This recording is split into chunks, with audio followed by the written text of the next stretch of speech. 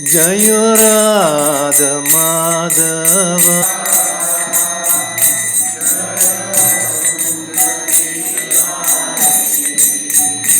Jayo Radha Madhava Jayo Kunja Bihari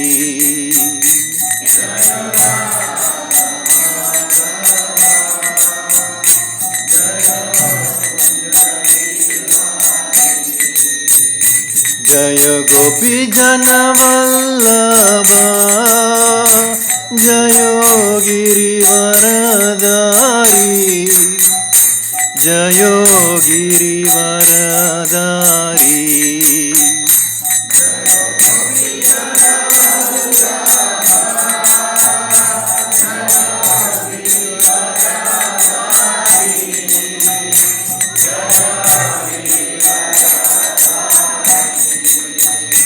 Jaya Gopi Jana Vallabha Jayo Giri Varadari Jayo Giri Varadari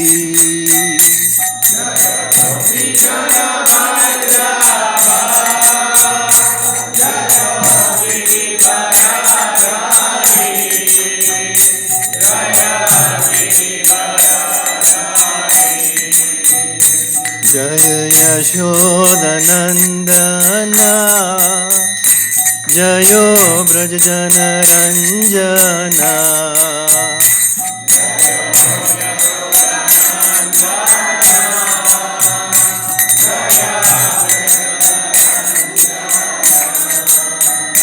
Jaya Yashoda Nandana Jayo Brajajana Ranjana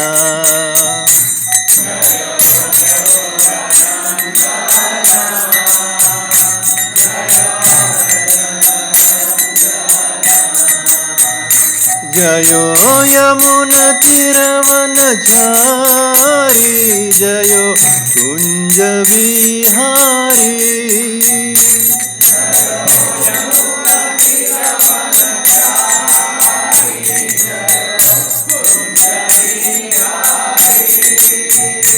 Jayo Yamuna Tiravanachari Jayo Kunja Bihari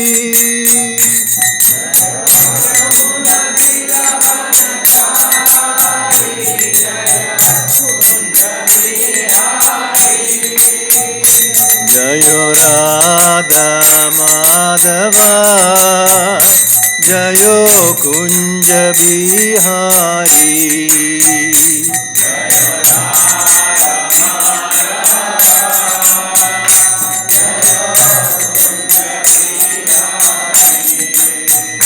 Jaya Gopi Jana Vallabha Jayo Giri Varadari Jayo Giri Varadari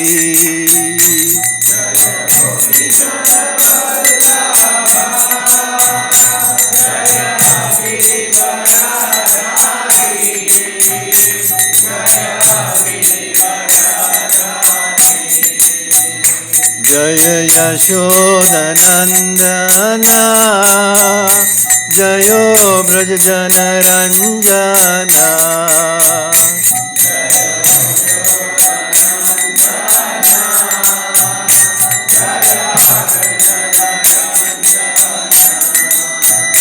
Jayo Yamuna Tiravanachari Jayo Kunja Bihari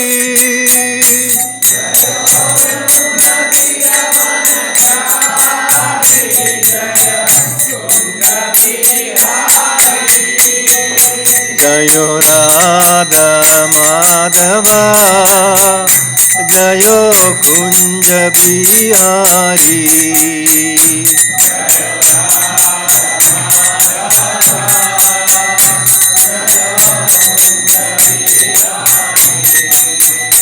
Jaya Gopi Jana Vallabha Jayo Girivaradari, Jayo Girivaradari.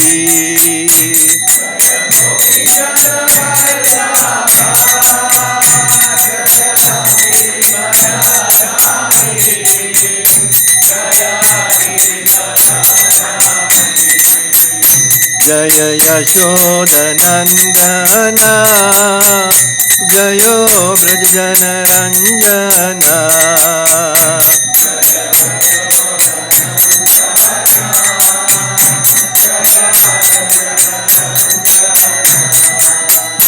Jayo Yamuna Tiravanachari, Jayo Kunja Bihari.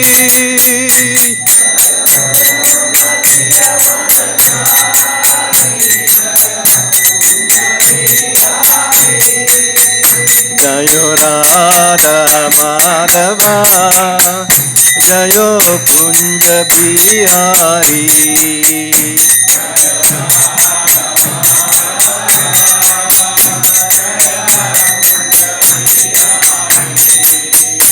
Hare Krishna, Krishna Krishna, Hare Hare, Hare Rama, Rama Rama, Hare Hare.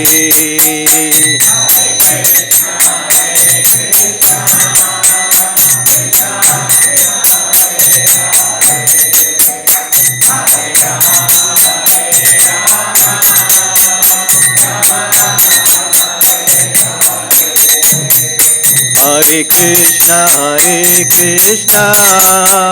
Krishna Krishna, Hare Hare, Hare Rama, Rama Rama, Hare Hare.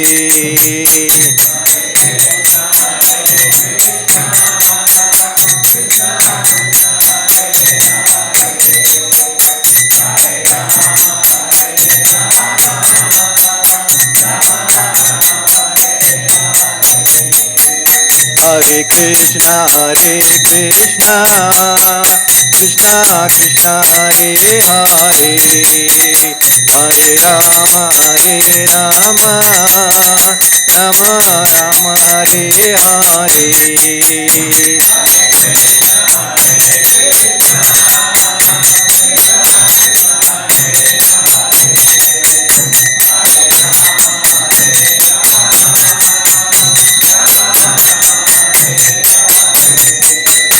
Hare Krishna, Krishna Krishna, Hare Hare, Hare Rama, Rama Rama, Hare Hare.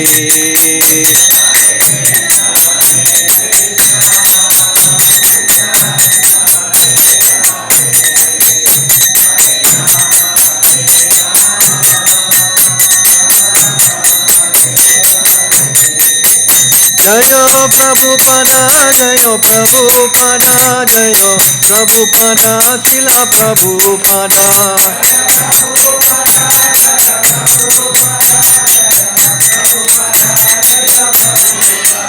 Jayo Prabhupada, Jayo Prabhupada, Jayo Prabhupada, Srila Prabhupada.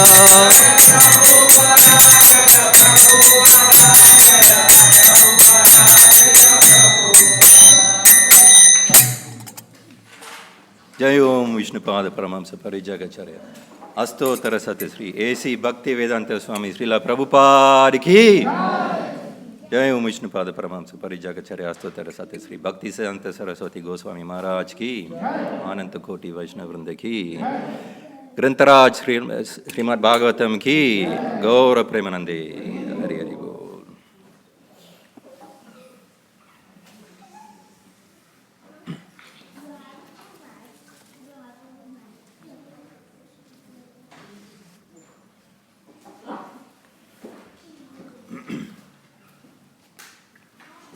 ओम नमो भगवते वासुदेवाय।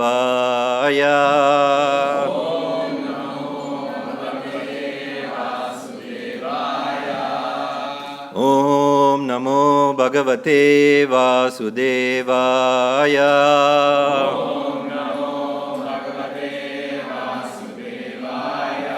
Om Namo Bhagavate Vasudevaya.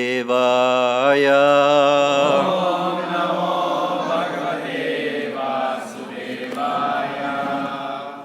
Reading from Śrīmad Bhāgavatam, Canto 3, which is titled Status Quo, Chapter 30, titled Description of Adverse Fruitive Activities, text number 10. Artai apaditair gurvya himsayetas tatas chatan pushnati yesham posena shesha bhukyati adaha swayam. Artair apaditair gurvya himsayetas tatas chatan pushnati yesham posena gurvya himsayetas tatas chatan pushnati yesham posena shesha bhukyati adaha swayam.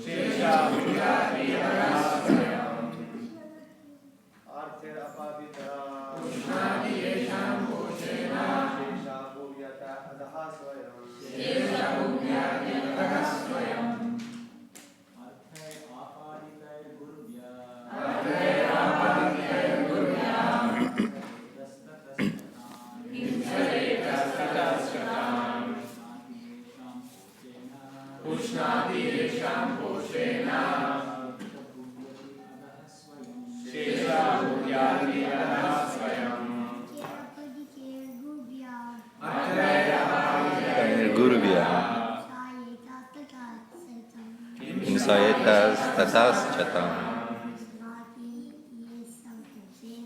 pushnati yesham posena shesha bhugyati adaha swayam. Mataji.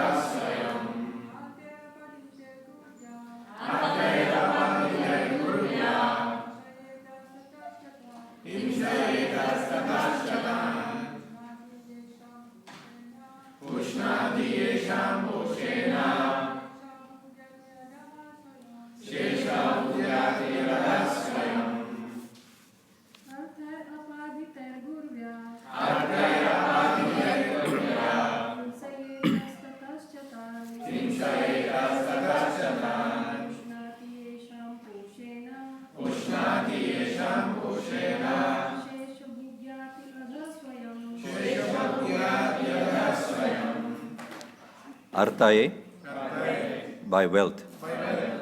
Apadita ita tataha, here and there. Cha, and tan, them, family members. Pusnati, he maintains. Yesham, of whom? Posena, because of the maintenance. Shesha, remnants. Bhuk, eating. Yati, he goes. Adaha, downwards. Swayam, himself. Translation by His Divine Grace A.C. Bhaktivedanta Swami Srila Prabhupada. Srila Prabhupada ki. I'll read it first, then we can repeat in response. We'll do responsively. Let me read in full first. He secures money by committing violence here and there.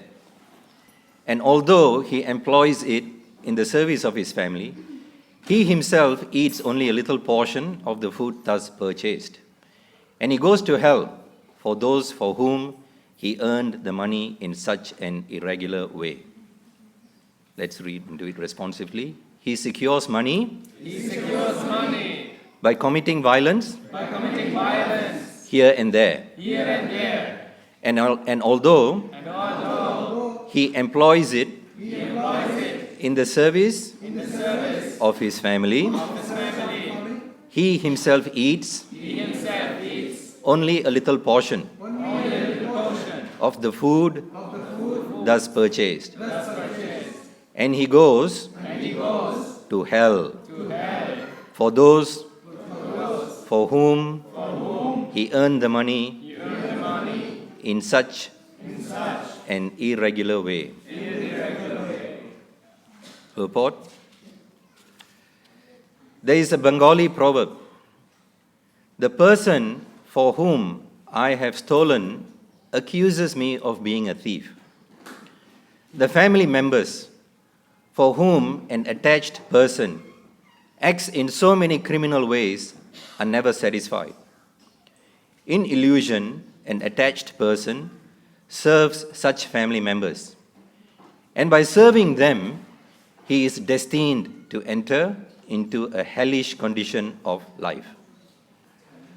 For example, a thief steals something to maintain his family, and he is caught and imprisoned. This is the sum and substance of material existence and attachment to material society, friendship, and love. Although an attached family man is always engaged in getting money, by hook or by crook, for the maintenance of his family, he cannot enjoy more than what he could consume even without such criminal activities. A man who eats 8 ounces of foodstuffs may have to maintain a big family and earn money by any means to support that family. But he himself is not offered more than what he can eat, and sometimes he eats the remnants that are left after his family members are fed. Even by earning money by unfair means, he cannot enjoy life for himself. This is called the covering illusion of Maya. The process of illusory service to society, country, and community is exactly the same everywhere. The same principle is applicable even to big national leaders. A national leader who is very great in serving his country is sometimes killed by his countrymen because of irregular service.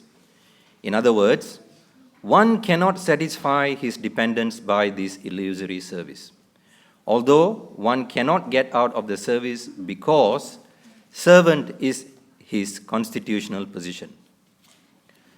A living entity is constitutionally part and parcel of the Supreme Being, but he forgets that he has to render service to the Supreme Being and diverts his attention to serving others. This is called Maya. By serving others, he falsely thinks that he is master. The head of a family thinks of himself as the master of the family, or the leader of a nation thinks of himself as the master of the nation, whereas actually he is serving. And by serving Maya, he is gradually going to hell. Therefore, a sane man should come to the point of Krishna consciousness and engage in the service of the Supreme Lord, applying his whole life, all of his wealth, his entire intelligence, and his full power of speaking. Om Agyana Timirandasya Gyananjana Shalakaya Chakshur Unmilitam Yena Tasmai Sri Guruve Namaha Sri Chaitanya Manobhistam Stapitam Yena Bhutale Swayam Rupa Kadamayam Swada Dadati Swapadantikam Vancha Kalpatrubhyascha Kripa Sindhubhya Evacha Patita Nam Pavanebhyo Vaishnavebhyo Namo Namaha Jai Sri Krishna Chaitanya Prabhu Nityananda Sri Advaita Gadadhara Srivasadi Gaura Bhakta Vrinda. Hare Krishna, Krishna Krishna, Hare Hare. Hare Rama, Rama Rama, Hare Hare. Hare Krishna. Translation: He secures money by committing violence here and there, and although he employs it in the service of his family, he himself eats only a little portion of the food thus purchased, and he goes to hell for those for whom he earned the money in such an irregular way. Today is Ekadasi, yes? What Ekadasi is this? Anybody knows the name of the Ekadasi? Varutini Ekadasi. What does Ekadasi mean?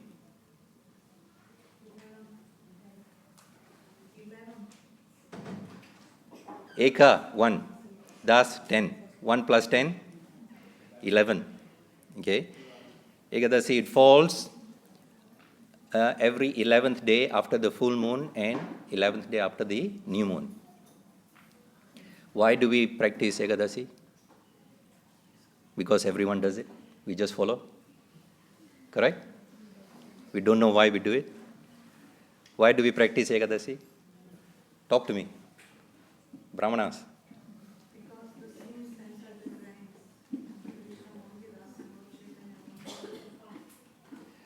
Because Papa Purusha, sin personified, enters the grains every 11th day after the new moon and after the full moon. So his sin personified, grave sinful reactions are entering the grains. Okay.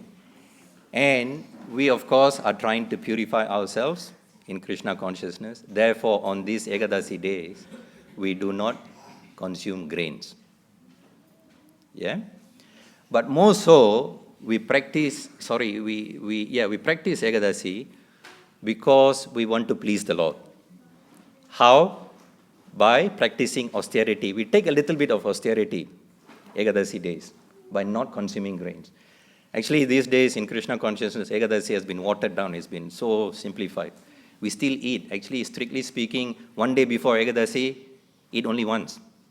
Ekadasi day, complete fast. One day after Ekadasi, eat only once. Okay? Intense. So many rules and regulations, but in now Kali Yuga, difficult. So it's been simplified to make it easy for us, so we just do what we're doing now. And at least in this simple way, we are to go deep into remembering about the Lord, to hear, chant, remember, worship the Lord on Ekadasi days, especially. Right. That's why we practice Ekadasi. So now getting into today's class, who's Krishna? Who's Krishna? Supreme Personality of Godhead. It wasn't a trick question. Ete chamsa kala pumsa Krishnastu Bhagavan. He's got many, many plenary portions. Like in this section, Lord Kapila is a plenary portion, correct? But Lord Sri Krishna is the original Supreme Personality of Godhead. And he is in Goloka Vrindavan, in his dark blue complexion, in his threefold bending form, playing the flute on the banks of the Yamuna with his melodious tunes, intoxicating the minds of the gopis, his beloved Radharani, and the residents of Braj. He is Shama Sundara. He is enjoying these Madhurya Ras with these highly elevated, exalted personalities. He is little Damodara, running around the compound of the house in fear of Mother Yashoda, who's got the whip in his hand. Why? Because he broke the pot of butter. Okay? Stole butter, broke the pot, and then he ran. Running in fear of Mother Yashoda. That little angelic eyes, he has the shark-shaped earrings, who got caught He allowed himself to be caught out of love and devotion for he has with his mother. He wants to taste that Vatsalya Ras, parental love. He is that little Gopala who is tending to his cows. 900,000 cows go with him every day, okay, grazing the fields of Vrindavan. He plays with his friends, his cowherd friends. He kills demons when he's got time. Okay, comes back to play. Okay, and then he is awaited anxiously every evening by the residents for him to come home with his friends. So he is enjoying Sakyaras with his friends. In the Vaikuntha planets, the inhabitants, especially the male inhabitants, they all look like him. Okay, they resemble Lord Narayan. They, with their consorts, who look like Lakshmi Devis, they are flying around in their vimanas, hearing, chanting, glorifying the pastimes of the Lord, singing the glories. They are dressed in so opulent outfits. The Lord is dressed in golden garment outfit, golden crown, bracelets, anklets. His lotus petal eyes are so enchanting. Bumblebees are like swarming around his garland, right? And everything comes to a standstill when someone is glorifying him. Even little insects, even little bees, when they sing his glories, everyone else stops to listen. The cuckoos, the birds, everyone stops to listen. There is no sexual attraction. Krishna is the center. Time is conspicuously absent. It is eternal. He is so effulgent, brilliantly effulgent. It is so attractive. He captivates even the heart of Cupid. He is so effulgent that he illuminates all the spiritual planets. The whole spiritual world is illuminated. No electricity needed. At the seventh gate of Vaikuntha, in the pastime where the Kumaras were trying to enter the gates of Vaikuntha to see the Lord, and then they were stopped at the last gate, and the Lord came out at that time when this exchange between the four Kumaras and Jai Vijay was going on. So the Lord came out, they bowed down to pay his obeisances. They saw just his toenail. It was so dazzling, so dazzlingly effulgent. He had tulsi leaves on his lotus feet. And just by the whiff of the aroma of smelling that tulsi leaf, the four Kumaras who were Gyanis, impersonalists, got converted to personalists. That's the power of the Lord. There was eternal happiness. There is eternal happiness in the spiritual sky. So the question is, what are we doing here? What are we doing here? There is eternal happiness there. Eternal relationship with the Lord. Okay? In the various ras. What are we doing here? We're chanting Hare Krishna. Why did we get here to do that? We could be doing that every day, every moment. Because we wanted to be Swayam Bhagavan. We wanted to be God. We wanted to enjoy like Him. Instead of serving Him, we wanted to be God. And we chose to leave Him by misusing our minute independence. And for that, the merciful Lord, Sri Hare, He facilitated by creating the material world. And how did he do that? His plenary portion, Mahavishnu, or Karanadakaya Vishnu, he is lying down in the causal ocean, Karna ocean, and from him, unlimited universes are emanating from the pores of his skin. Correct? You have read all this.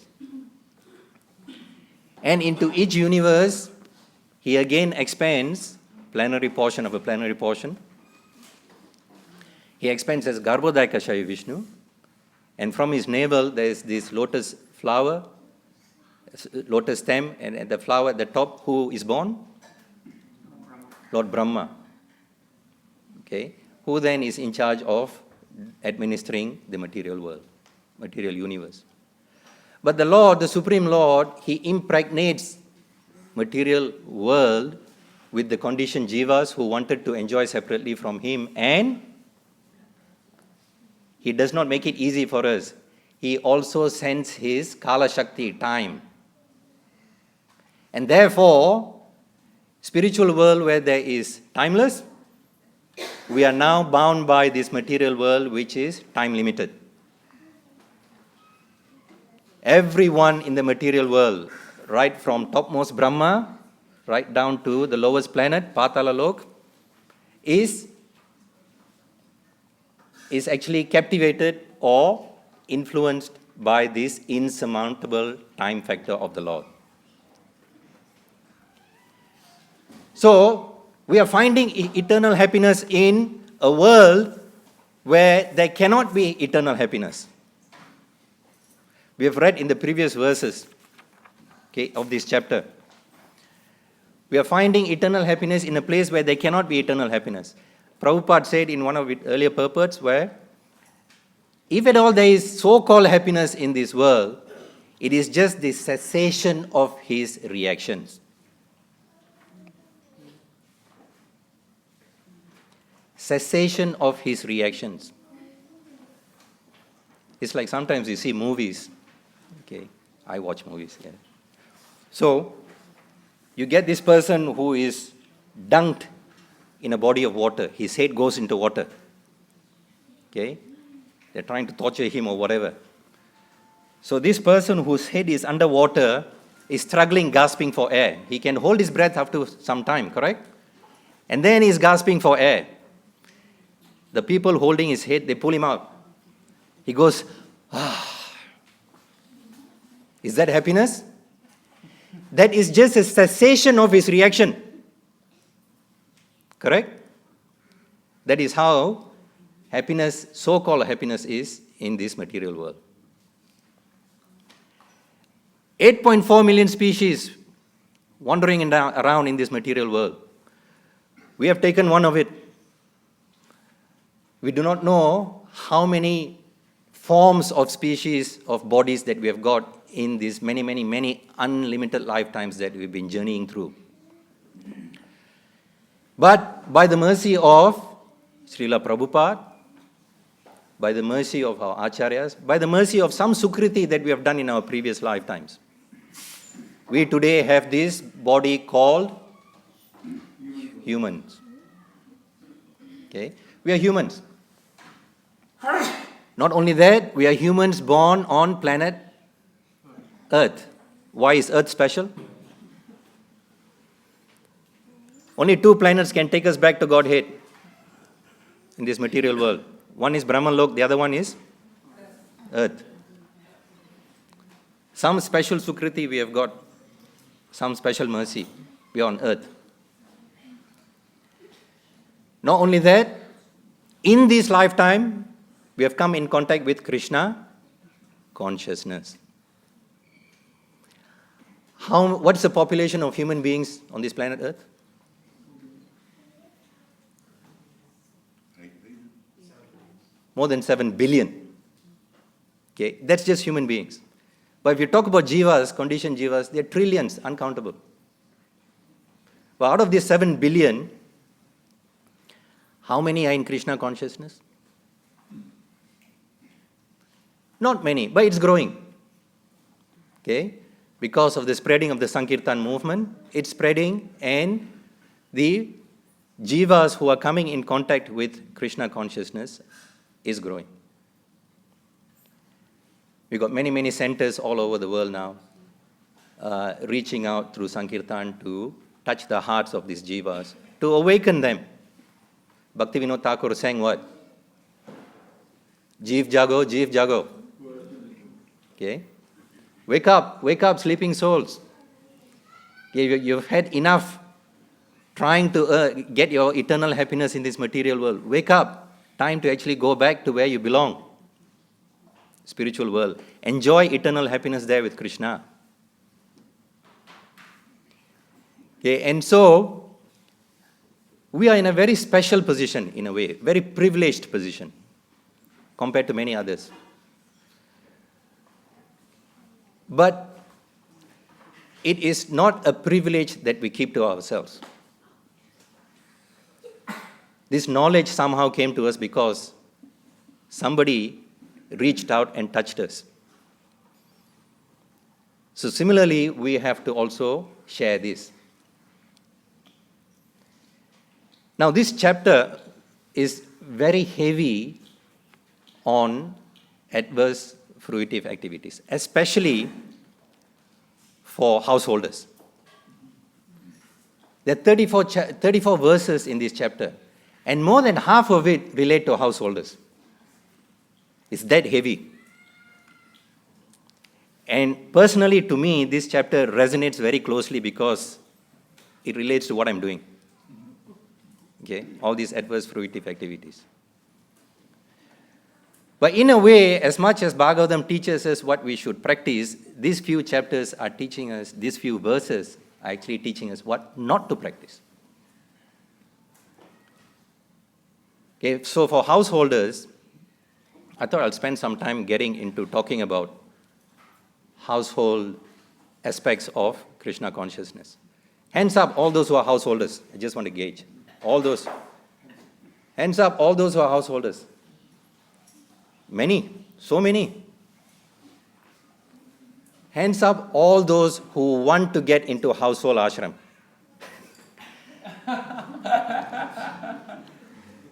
It's a trick question to find out who's got this desire. No hands went up. Right? So, compared to the early days of ISKCON, today's ISKCON is one where it is dominated by the Grihastha ashram or the household ashram. It is growing and growing and growing, and this is going to be the foundation of ISKCON's growth in years to come. Therefore, it is vital that the householders who practice Krishna consciousness have good training and education to become good Vaishnavas.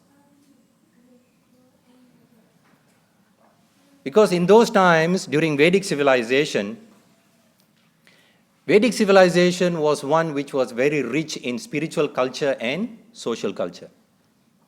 Very rich. Today, of course, we are rich in Ugra Karma culture. Sense gratification. So, it is vital then, we need to know our position as householders and how to actually play an important role in building the foundation of the expansion of the Hare Krishna movement in years to come.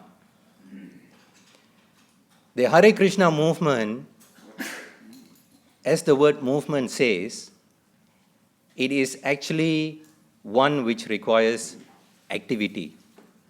We got to apply ourselves to do something. It didn't grow to be so big, to be what it is today, just by 100 devotees paying obeisances to each other and saying Haribol. It is more than that. Okay? Yes, you pay respects, but just paying obeisances is not going to take this movement further. It needs application of knowledge. It needs application of real knowledge from the Shastras. And therefore, we need to know which varna and ashram we fall in. How many varnas are there? There are 4. What are they? Varnas. Sudras, Vaishyas, Kshatriyas, Brahmanas. Then there are 4 ashrams. Now you say, what is it?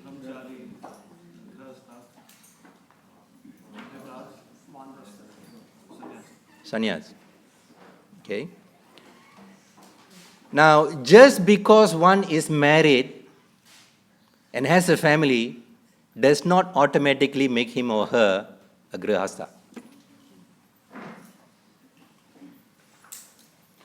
It depends on the consciousness of the person in household ashram. If one householder's consciousness is one of sense gratification, then he or she is called grihamedi. Because it's a mentality of I and mine, and we're putting ourselves first in the center instead of Krishna. A grihastha, in fact, ashram means what? The word ashram means taking shelter of the Lord. Having taken shelter of the Lord. So grihastha ashram means one who has taken shelter of the Lord, who is living in a place, residing in a place, and has got family members. And importantly, puts Krishna in the center of his life.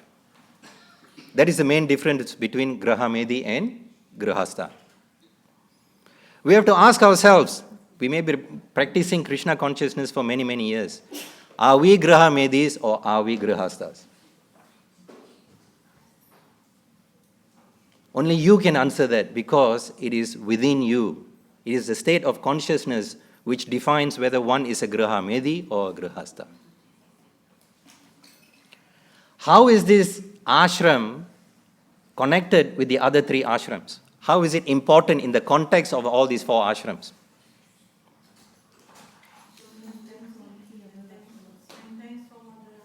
Correct. It maintains all other ashrams. How? Because it's got the special concession where what? One can actually earn money, earn a livelihood. The other 3 ashrams, Brahmacharya ashram is one of Brahmachari. Is one of doing what? Focus on studying. You've taken shelter of the Lord, taken shelter of Guru, you've isolated yourself, you're studying the scriptures, practicing celibacy. Vanaprastha, they are done and dusted with having been grihasthas. It's like, gone. Okay, children all grown up. Now, time for me, finally. Okay, it's to focus on meditating on the Lord and practice Krishna consciousness more seriously. Sannyas, of course, is one of preaching. Now, these 3 ashrams, they're all actually in the order of renunciation to an extent. And it is important for these 3 ashrams to actually conduct themselves well in their own respective ashrams to set a good example for the Grihastha ashram. Why? Because the Grihastha ashram's main role is to detach. Internally, while being in a household, we have to detach. It doesn't mean when your child comes to you and say, I'm detached, go away. We have to do our duty of actually looking after the children, but internally, state of consciousness is we are detached, knowing who we are. Externally, we got to do our normal duty. And by having this consciousness of detachment, the Grihastha learns renunciation from the other 3 ashrams. So they coexist. One cannot live without the other. It is from the Grihastha ashram that one has to take birth to either become a brahmachari, eventually become a vanaprastha, or eventually become a sannyas. So that forms, in a way, the root, the foundation of the ashrama system. So it's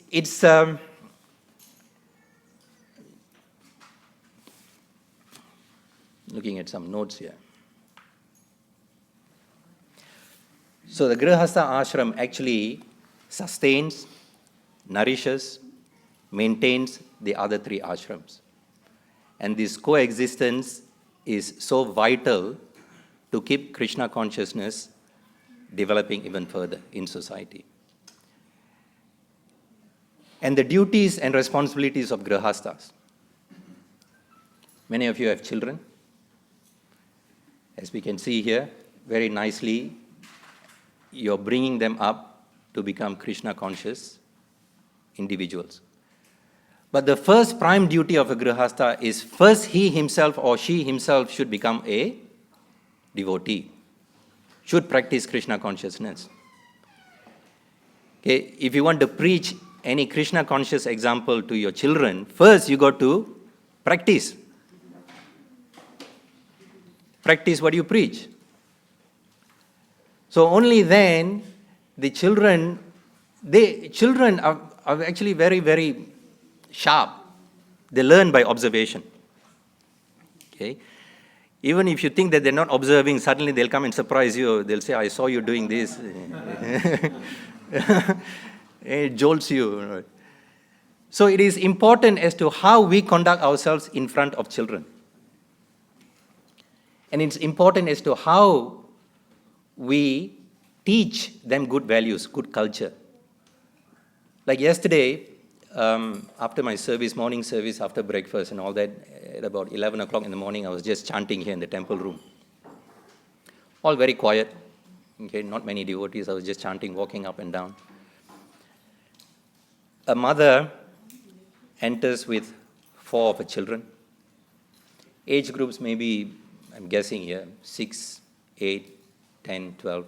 6-year-old boy, 8-year-old boy, 10-year-old daughter, 12-year-old daughter. They were all dressed pakka. The boys were dressed in dhoti, kurta, Vaishnava, looking, tilak and all that, looking very pakka. The 2 girls were dressed in gopi dresses. The mother was dressed in sari. They entered, they paid obeisances very calmly, very serenely. Okay? And the mother saw the 6-year-old, the youngest, actually paying obeisances. Because he's a boy, he's supposed to do dandavat. Okay? But he didn't. He was just doing like what the Matajis do.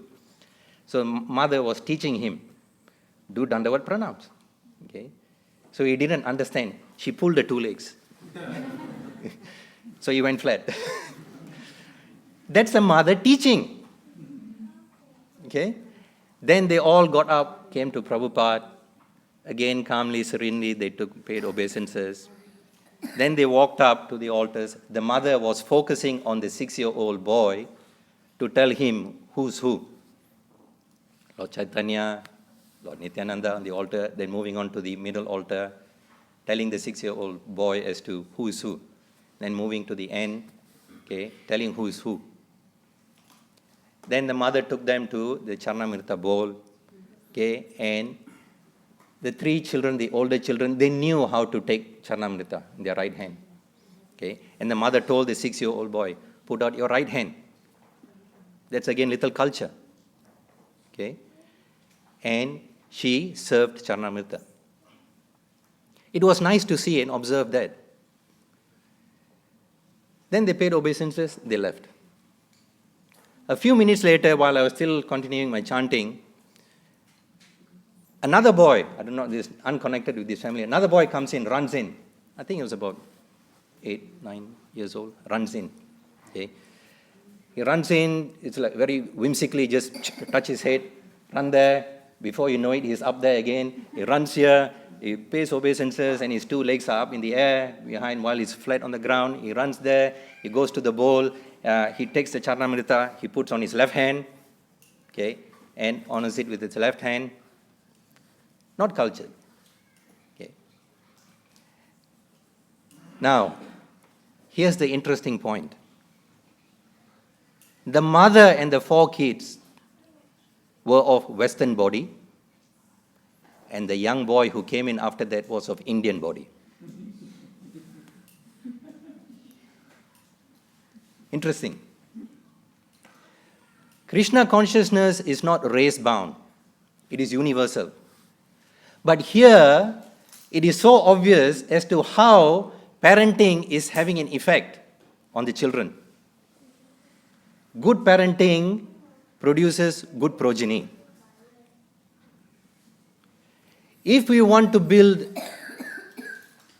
a good nation of Krishna conscious environment, we first need a society of good Krishna conscious population.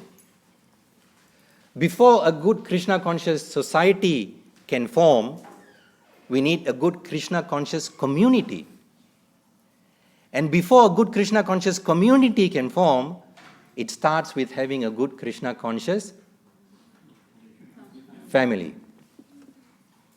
Nation building starts from home. Krishna conscious nation building starts from home.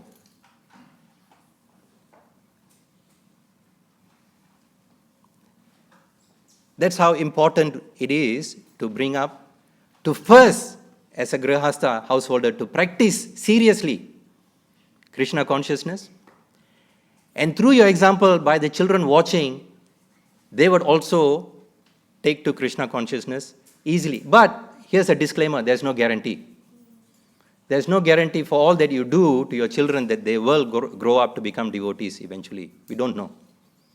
Because they've entered this material world, they've entered your family with their own karma. Yeah? So that karma, it has to take its journey in this world.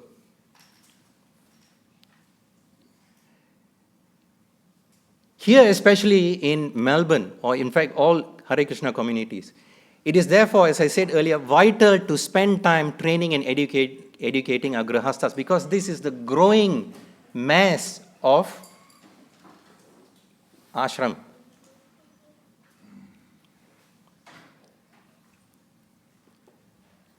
But I would pose this question. As householders, as grihasthas who are practicing Krishna consciousness, are we actually displaying a good enough example for our children, for our fellow devotees, for them to learn? I'll give you a good example. Go to the Prasadam hall afterwards, after breakfast time, go to the Prasadam hall. It's almost like a free for all these days. Where is the culture? Because Vaishnava culture, spiritual culture during Vedic times means you sit down, okay, especially serving guests. You sit down, make them sit down. Okay, at least if you can't offer anything, you offer sweet words, or at least at the minimum give some water. And you serve nicely. But these days upstairs, it's like even before the prasadam buckets and the trays of prasadam are up there, people are already waiting to make a dash for it.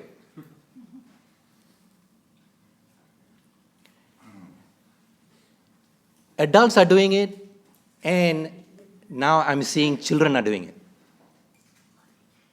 So where did the children learn how to do this? By observing, they are thinking, oh, adults are doing it, must be all right. I'll go and help myself. And to top it off, I've seen guests, first-timers, doing breakfast time, they're seated in their corner, then they're looking bewildered. It's like, oh, is it a free-for-all? Should I go and help myself? They're neglected. Where is our culture? First, if we are grihasthas, if we are in the ashram of serving, we have to serve, serve, serve, serve, serve. That is the first duty. When we ourselves are not training ourselves to actually practice the kind of consciousness to serve, how can we expect our dependents to actually learn?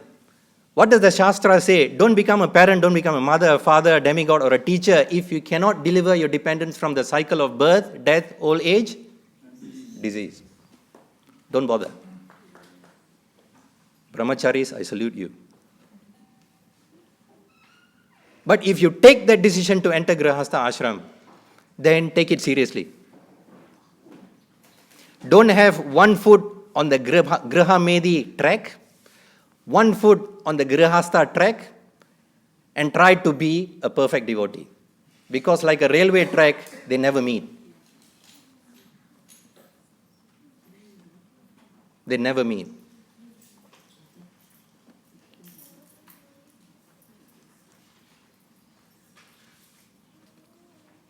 So, talking about culture, spiritual culture, talking about detachment, renunciation, all that we do in this life as a family or householder is to actually detach ourselves eventually so that we can focus on our own Krishna consciousness. End of the day, when death comes, here, this verse says, it's hellish. Death is hellish. Later on in the chapter, you will see that for the Grihamedis, one who practices sense gratification, death is scary and hellish. What happens? Yamadutas come, they throw a rope around the neck, they drag the subtle body out, and the subtle body takes a journey of 99,000 yojanas. Okay, each mile is 8 yojanas. You work it out. Okay, so close to 800,000 miles. But all that happens in 2-3 minutes. Okay, going to the abode of Yamaraj. And on the path of going to the abode of Yamaraj, in addition, both sides of the road, the pathway, blazing hot fire.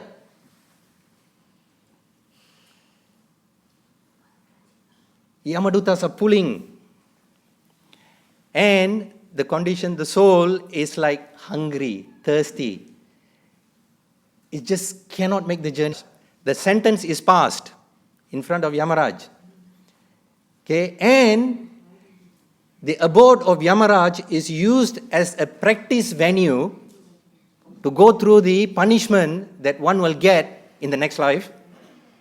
For example, before being born as a hog to eat stool, one has to practice eating stool in Yamaraja's abode.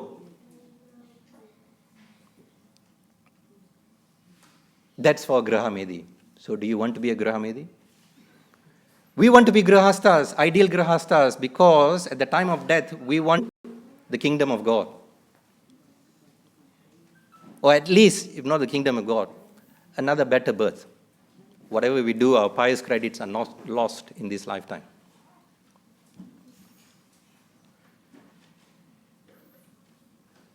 Not only death, birth also is hellish. Mother Devahuti.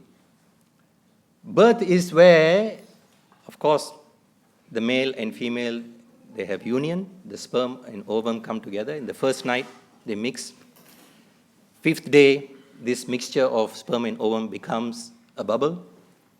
Shastra says all this. Bhagavatam says so. Then the 10th day, it turns into a lump of, it forms. Then, by the end of 6 months, more of the bodily features form. Space within the mother's womb learns to pray, begins to pray. It realizes that it has forgotten God.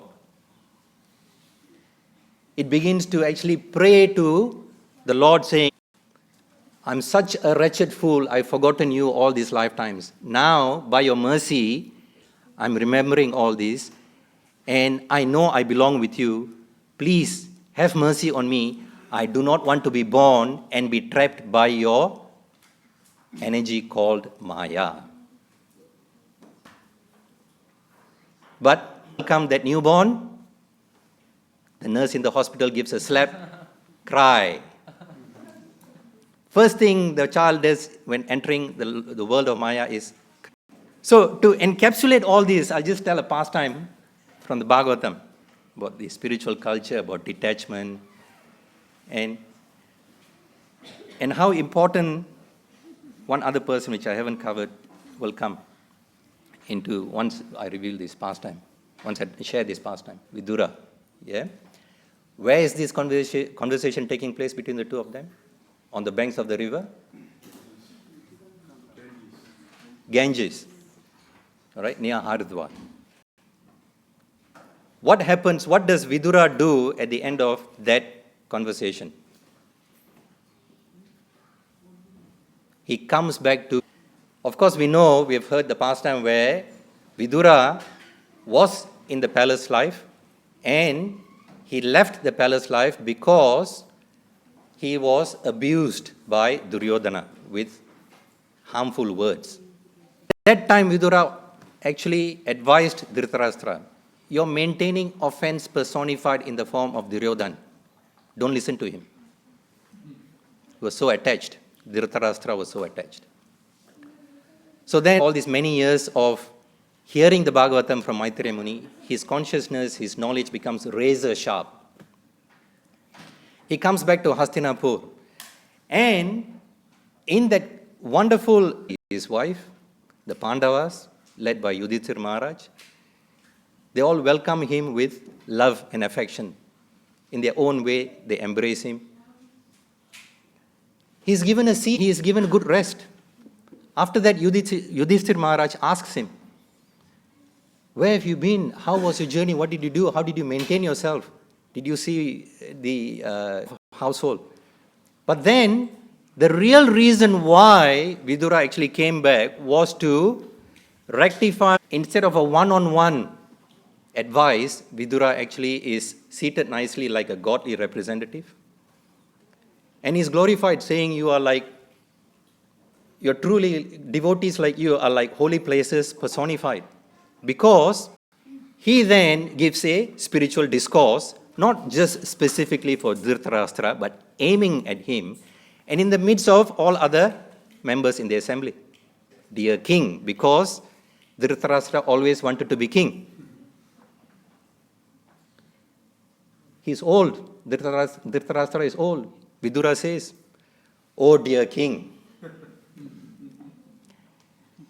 you are now in a frightful stage because in the material world can escape Krishna's time factor, Kala. Here you are in the fag end of your life.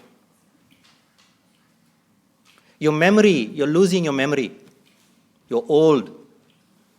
Your teeth, they're becoming loose. Your household attached to the remnants of food being served to you by the very people whom you tried to kill, the Pandavas.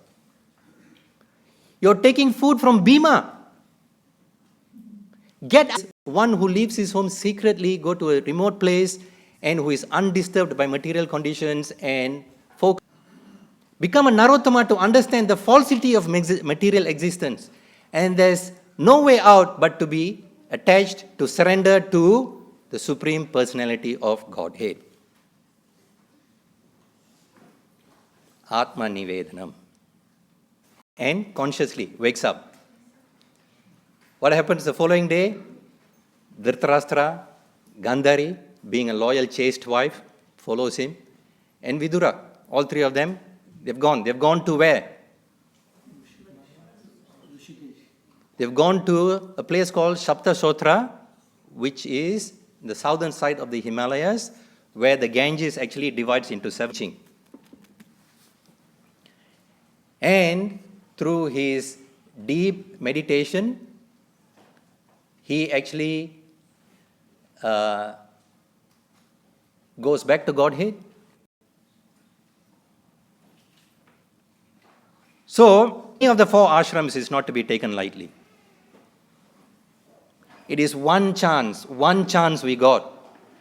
So many uncountable lifetimes of opportunity to do devotional service has come to us. We have lost it. This one time, give one life to Krishna. Having said that, I conclude by saying we can only try the life of Dhritarashtra as a guru to cut him from the bonds of material bondage. Guru enters our life. Brahmande Brahmite Kona Bhagyavan Jeev, Guru Krishna Prasade Paye, Bhakti Lata Bij. Brahmande means what? Universe. Brahmite means wandering. But you have to come in contact with a bona fide spiritual master through the mercy of Lord Krishna. And gets the good fortune to receive the seed of, you didn't like what I said?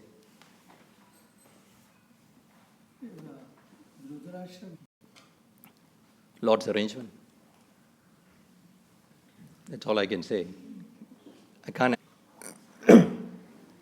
Don't know, but all I can only speculate. Maybe in his previous life he had got lots of sukriti. Okay, he was serving Vaishnavas anyway. He was doing his duty. Also, we say that it takes a lot of time to perfect life through Ashtanga Yoga. But in his case,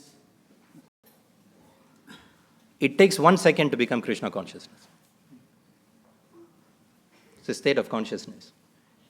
We're chanting this Maha Mantra. It's all that we need to connect to get perfect Krishna consciousness. And these so many rounds, so many days, so many years, so many months that we chant and chant and chant is to get that one syllable which would open the doors of the spiritual world. Prabhu? So at the end, he was the lesson from Dhritarashtra's liberation. I don't think he went back home back to Godhead. He was, if I'm correct, he was liberated at the time. That's why he was, because he himself was quite serving Krishna favourably. He was unfavourable in his behaviour, if you like. So even though he knew that Krishna was the Supreme Personality of Godhead, he was unable to stop himself. Mercy of Vidura and his compassion to Dhritarashtra, Dhritarashtra was able to act on Vidura's advice, and so that's what. Yeah, thank you. Not especially because of so much association with Krishna. Thank you, Prabhu. So we got to serve Krishna favorably. Yeah, well, that's the difference, which is pleasing to Krishna. Hmm. Because we can even be doing devotional service, but the mode of devotional service is Krishna. Grantharaj Śrīmad Bhāgavatam ki, Srila Prabhupada ki.